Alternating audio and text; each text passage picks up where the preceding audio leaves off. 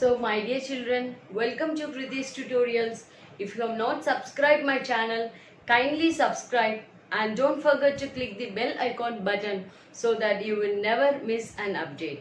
So in the previous classes of the nervous system, we are seeing the parts of the central nervous system, and in that let us take up with the structure of spinal cord in this video. So coming to the structure of spinal cord, the spinal cord is also called as myelin. Okay, the structure of spinal cord, the spinal cord is called as the myelins. So coming to the structure of spinal cord, the spinal cord, it always runs along the vertebral column. Okay, so the spinal cord, it runs along the vertebral column. So if this is going to be the spinal cord, it is surrounded by the vertebral column, right? So the spinal cord, they run along the vertebral column. So coming to the length of the spinal cord, the spinal cord is around 45 centimeters in males, whereas it is a bit shorter, around 43 centimeters in case of females, right? So in case of males, it is around 45 centimeters, and in case of females, it is around 43 centimeters. So coming to the weight of the spinal cord is around 35 grams. Okay, the spinal cord weighs around 35 grams. So as we have discussed that the brain consists of three meninges, right? So dura mater, subarachnoid membrane and pia mater. So coming to the structure of the brain consists of a hard bony case-like structure called as cranium. We have seen it is called as the skull. So the brain is protected inside the skull. So the extension of the brainstem is the spinal cord. So the extension of the brainstem is going to be the spinal cord. So in case of the skull, the cavity which connects the brain and spinal cord is called as foramen magnum. Okay. So the part which connects the brain and the spinal cord, the cavity through which the extension of spinal cord happens through the brainstem. So this cavity is called as the foramen magnum. So coming to the structure of the spinal cord is also again covered by three meninges. So as we have seen in the previous classes, so they are dura mater, subarachnoid membrane and the pia mater. So before that, so here this is the vertebral column. So this is going to be the vertebral column, and this is going to be the structure of spinal cord. Okay, so here this is called as the pia mater. This is called as the arachnoid membrane. This outermost layer is called as the dura mater, and this part is called as the vertebral column. Right. So here, as we have discussed, same as like the cranium. So the space between the pia mater and the arachnoid membrane is called as the subarachnoid space, and the space between the dura mater and arachnoid membrane is said to be the subdural space. And there is a new space which is formed between the dura mater and the vertebral column, that is called as the epidural space. That space is called as the epidural space. Okay, the space between the dura mater and the vertebral column is called as the epidural space, and this epidural space is filled with the pack of adipose tissues. Okay, so here it is filled with the tuft of adipose tissues. So hope here you are clear with the meninges. So coming to the meninges, here we are having same three membranes, outer dura mater, middle arachnoid membrane and inner pia mater. So above the dura mater runs our vertebral column, right? So if you are talking about the space between the dura mater and the vertebral column, it is said to be the epidural space, and that space is filled with tough adipose tissues, right? So coming to the structure of the spinal cord. The spinal cord, as we have seen, it is 45 centimeters on an average, right? So here, if you are talking about the structure of spinal cord, this structure of spinal cord constitute of two regions.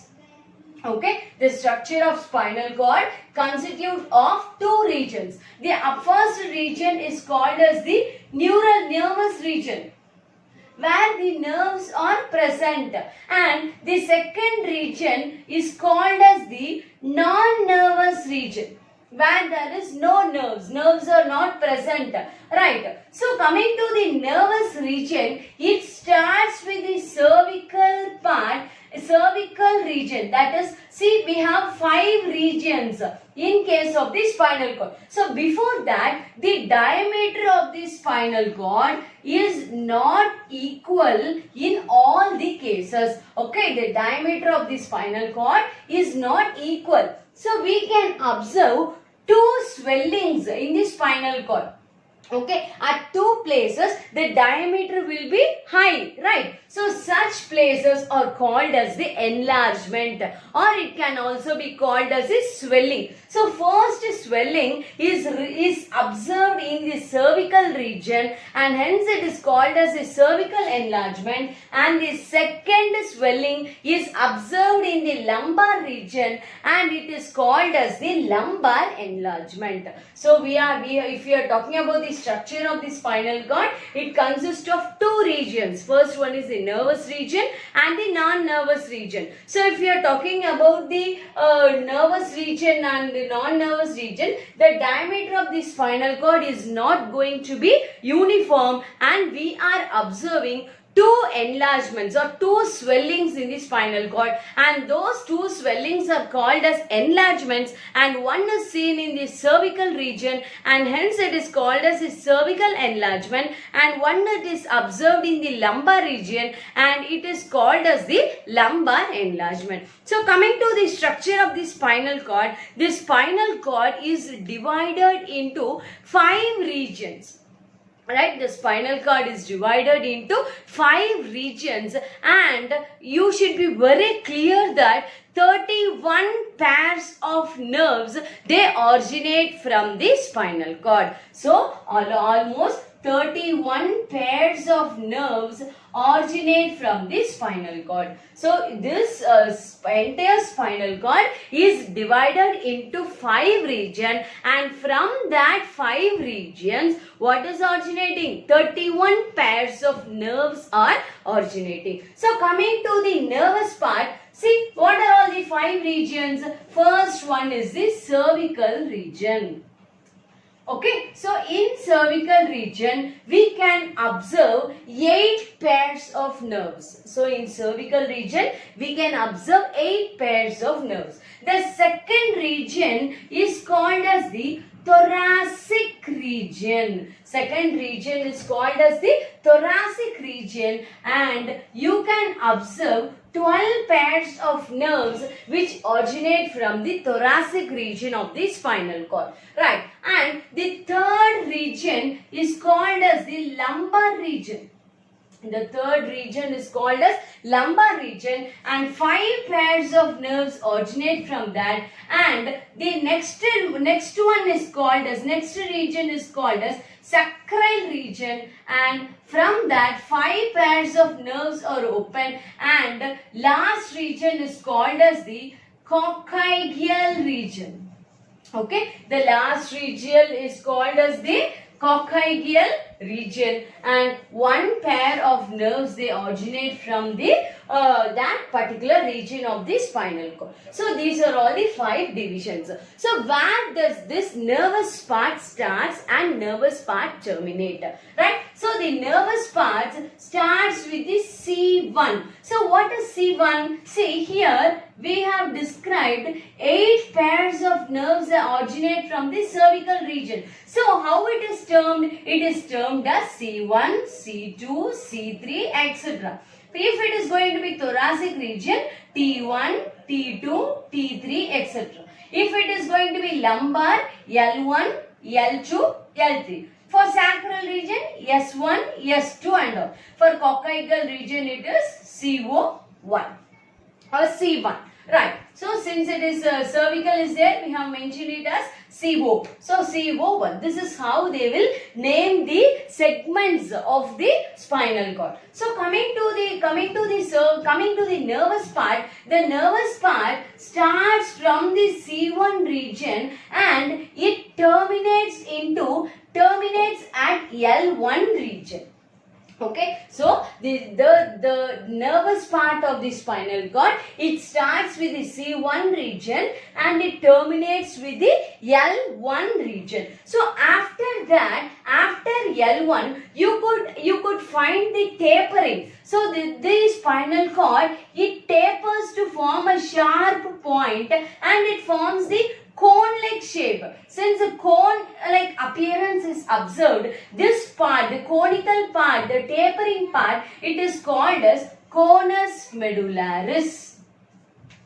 Okay, it is called as the conus medullaris. And the non-nervous part, the last part of the spinal cord, which includes both the non-nervous part also, and the last part is called as the phylum terminale. Okay, it is called as the phylum terminale. Right, so hope you are clear with the features. So it has two ends, like the first one, this what is that? Coming to the structure of spinal cord, it is divided into two regions. What is that? Nervous region and non-nervous region. So second point is we have to talk about the diameter. And third point we have to talk about the enlargements.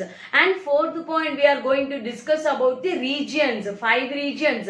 And coming to the nervous parts, it starts with cervical region 1 and terminates in the lumbar 1. So the conical part which is tapering at the end is called as the conus medullaris, and the last part of the spinal cord is called as the phylum terminale. Right. So how does the nerves they originate from this spinal cord? So let us suppose these boxes are said to be the vertebrae. Okay, and the nerves which originate from the concerned region, they arises in between the vertebrae. Okay, they run in between the vertebrae. Okay, so it runs in between the vertebrae. So here we have discussed that up to lumbar 1 region we have the nerves, and next part we don't have nerves, but still there should be some. See, we have seen about sacral region, coccygeal region, lumbar region. So these parts consist of no nerves, but still the vertebrae, in between the vertebrae, the nerves are running. So where does it originate? It originates from the terminal part, conus medullaris. From this part, from the L1 region, the nerves arises and they runs between the vertebrae. Likewise, all the nerves are running. Here, in the non-nervous part, since the nerves are formed in the caudal means last part. Equina means what? Equi means what? Clusters. Right? So, since the nerves are arranged in the clusters in the posterior part, this entire non-nervous part, the transmission of nerves in the non-nervous part, it is called as the cauda equina. right? So this is last part from which the nerves arises. So the arrangement of nerves from the last lumbar one, it is called as the cauda equina. So hope you are clear how does the spinal cord present and how does the nerves they originate from the spinal cord. Now let us discuss about the transverse section of spinal cord. So what do you mean by transverse section? If the spinal cord is dissected in the transverse manner. Okay, if it is dissected in the transverse manner, how is the arrangement? So listen to the class carefully, right? So if you are talking about the transverse section of spinal cord. See, generally if you are talking about the spinal cord will be in the shape of butterfly or it will be in the shape of the English letter H. So before that we have to draw the entire vertebral column arrangements and all, right? So coming to the transverse section of spinal cord, it is divided into a bit half. It consists of the anterior part consists of a small fissure and the posterior part consists of the deeper fissure. Okay, here and this is going to be the dorsal part and this is going to be the ventral part. Okay, the fissure which we are observing in the dorsal part is called as the dorsal fissure. Okay, and the lowermost part it is called as the ventral fissure. Okay, I'll draw the diagram once again for your clear understanding. So, this is going to be the transverse section of the spinal cord. So this is going to be the transverse section of the spinal cord. So here this part is mentioned as the dorsal part and this part is going to be mentioned as the ventral part. Okay, so in the dorsal part we are observing only mild fissure. Okay, only some mild fissure is observed in case of the dorsal part, whereas in ventral part we are observing the deep fissure. Okay, so this fissure, this is called as the fissure observed in the dorsal part is called as the dorsal fissure. The fissure which is observed in the ventral part, it is called as the ventral fissure. Right. So coming to the center part, the central part consists of central canal. Okay, it consists of the middle part consists of the central canal. Okay, the middle part consists of central canal. So how was the central canal present? This central canal is filled with ciliated columnar cells. Okay, it is filled with ciliated columnar cells. Okay, the arrangements of cells are ciliated columnar cells and those are called as ependyme. Okay, and those are called as the ependyme. Okay, the cells, the ciliated columnar cells are called as the ependyme. Right. So coming to the part. See here, we have told that it is divided into English letter H. So this should be the English letter H.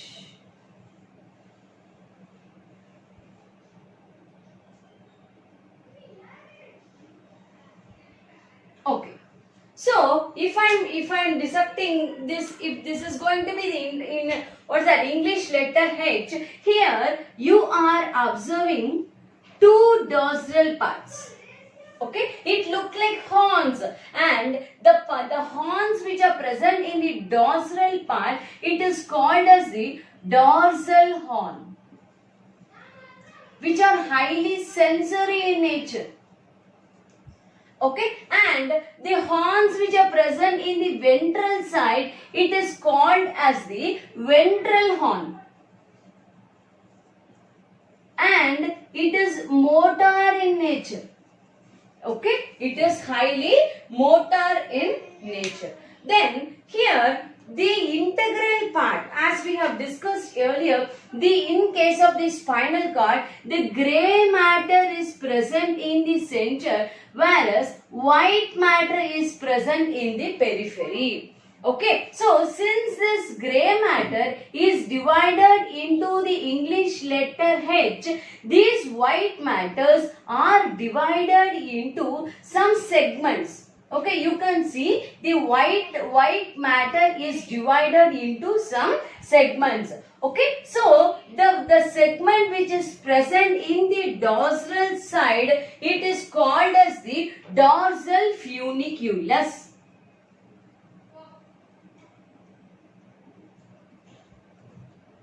Okay, and the ventral side, it is called as the ventral funiculus, and the lateral part, it is called as the lateral funiculus. Right? And here you can find there is a connection between the dorsal fissure and the central canal. Okay, so we can observe there is some connection between the dorsal fissure and the central canal, and that fissure, that connection is called as the dorsal septa. Okay, and the region, there is the cluster of cell bodies which is present around the central canal in the grey matter. Those cluster of cell bodies, they are called as commissures. Okay, they are called as the commissures. Okay, so if the commissures are present in the dorsal side, it is called as a dorsal commissures. If the commissures are present in the ventral side, they are called as the ventral commissures. So hope this is the transverse section of the spinal cord. So coming to the transverse section, you have to be very clear with the fissures. First you have to mention the fissures. After fissure, you have to draw the central canal, and you have to represent the English letter H. And after that, after H, you can find some horns on the two sides, dorsal horns and ventral horns. Right, so dorsal horns are sensory, ventral horns are motor. So based on the dissections like this, we can observe the white matter. White matter is divided into many parts. Okay, the parts of white matter which is present in the dorsal side, it is called as the dorsal funiculus. If it is in the ventral, it is ventral funiculus and lateral funiculus. Okay, so the central canal is made up of ciliated epithelial cells, ciliated columnar cells. Okay, you can keep it in mind as CC, central canal, ciliated columnar, CC. Right? So, and the ciliated columnar cells are called as the ependyme. So, after that we have to talk about the septa. That is the connection between the dorsal fissure and the central canal. It is called as the dorsal septa. So, that's all about the transverse section of the spinal cord. So, in this class, we have briefly discussed about the structure of spinal cord. In the next class, let us take up with the peripheral nervous system. So, kindly subscribe my channel and share my channel as much as possible. Thank you.